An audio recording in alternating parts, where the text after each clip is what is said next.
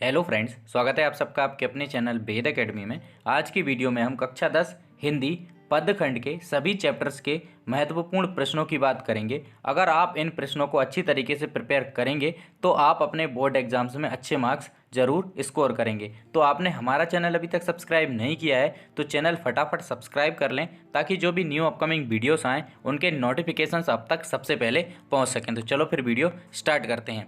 पहला हमारा चैप्टर है पद। इसका पहला प्रश्न है, गोपियों द्वारा उद्धव को भाग्यवान कहने में क्या व्यंग निहित है। उसके बाद है, उद्धव के व्यवहार की तुलना किस किस से की गई है। देखिए, आप चाहें तो प्रॉपर तरीके से स्क्रीनशॉट ले सकते हैं या फिर आप वीडियो को पॉज करके भी नोट डाउन कर सकते हैं। तो पहला हमारा प्रश्न है, गोपियों द्वारा उद्धव को भाग्यवान कहने में क्या व्यंग निहित है। उसके बाद दूसरा है, उद्धव के व्यवहार की तुलना किस किस से की गई है। उसके बाद गोपियों ने उद्धव से योग की शिक्षा कैसे लोगों को देने की बात कही है। नेक्स्ट है, गोपियों के अनुसार राजा का धर्म क्या होना चाहिए। अगला हमारा प्रश्न है, कृष्ण के प्रति अपने अनन्य प्रेम को गोपियों ने किस प्रकार अभिव्यक्त किया है। तो थर्ड प्रश्न है हमारा, गोपियों ने उद्धव से योग की शिक्षा कैसे लोगों को देने की बात कही है। उसके बाद गोपियों के अनुसार राजा का धर्म क्या होना चाहिए। उसके बाद नेक्स्ट हमारा प्रश्न है, कृष्ण के प्रति अपने अनन्य प्रेम को गोपियों ने किस प्रकार अभिव्यक्त किया है। उसके बाद नेक्स्ट हमारा चैप्टर है राम लक्ष्मण परशुराम संवाद। इसका पहला प्रश्न है, परशुराम के क्रोध पर लक्ष्मण ने धनुष के टूट जाने के लिए कौन कौन से तर्क दिए हैं। देखिए, आप चाहें तो नोट डाउन कर सकते हैं या फिर स्क्रीनशॉट ले सकते हैं। उसके बाद नेक्स्ट हमारा प्रश्न है, परशुराम के क्रोध करने पर राम और लक्ष्मण की जो प्रतिक्रियाएं हुई उनके आधार पर दोनों के स्वभाव की विशेषताएं अपने शब्दों में लिखिए। तो इसका पहला प्रश्न था, परशुराम के क्रोध करने पर लक्ष्मण ने धनुष के टूट जाने के लिए कौन कौन से तर्क दिए हैं। दूसरा, परशुराम के क्रोध पर राम और लक्ष्मण की जो प्रतिक्रियाएं हुई उनके आधार पर दोनों के स्वभाव की विशेषताएं अपने शब्दों में लिखिए। उसके बाद नेक्स्ट हमारा प्रश्न है, लक्ष्मण ने वीर योद्धाओं की क्या क्या विशेषताएं बताई हैं। उसके बाद साहस और शक्ति के साथ विनम्रता हो तो बेहतर है, इस कथन पर अपने विचार लिखिए। नेक्स्ट प्रश्न है, इस पूरे प्रसंग में व्यंग का अनूठा सौंदर्य है, उदाहरण के साथ स्पष्ट कीजिए।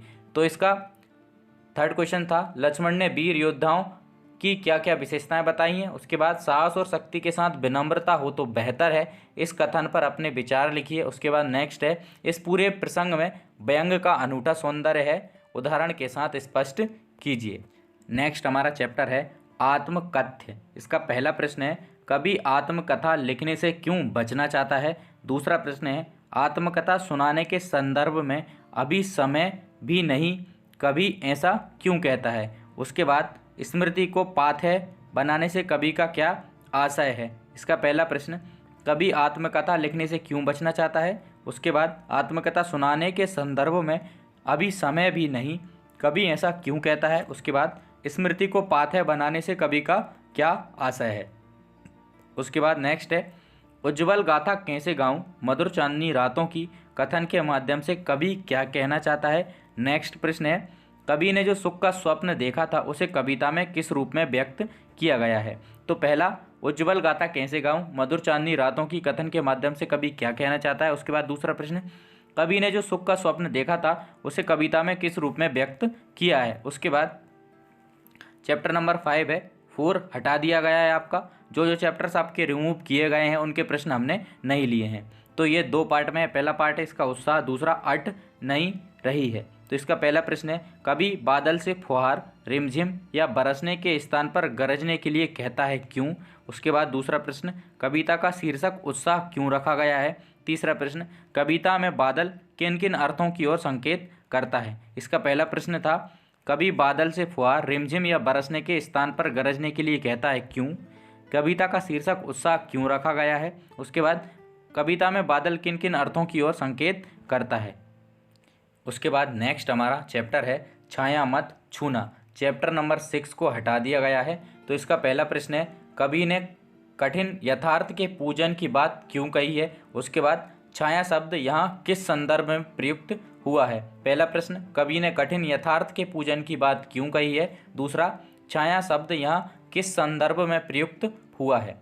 उसके बाद चैप्टर नंबर 8 कन्यादान। इसका पहला प्रश्न है, आपके विचार से माँ ने ऐसा क्यों कहा कि लड़की होना पर लड़की जैसा मत दिखाई देना। उसके बाद दूसरा प्रश्न, माँ को अपनी बेटी अंतिम पूंजी क्यों लग रही थी। उसके बाद माँ ने बेटी को क्या सीख दी। इसका पहला प्रश्न, आपके विचार से माँ ने ऐसा क्यों कहा कि लड़की होना पर लड़की जैसा दिखाई मत देना।